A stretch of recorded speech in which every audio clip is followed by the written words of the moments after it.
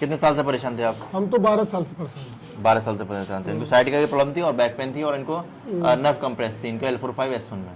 तो अब कैसा है आपको? बराबर है। बराबर। एक बार चल के दिखाओ, बैठ के दिखाओ, आगे झुक के दिखाओ, कोई दिक्कत नहीं। ठीक है। तो आप क्या कहना चाहेंगे और लोग जो वीडियोस देख रहे हैं, जो आपको देख रहे हैं, आप क्या उन्हें बताना चाहेंगे कि क्या है यहाँ पर, कैसा है, आपने क्या एक्सपीरियंस किया, कैसा थेरेपी लिया, आप बताइए।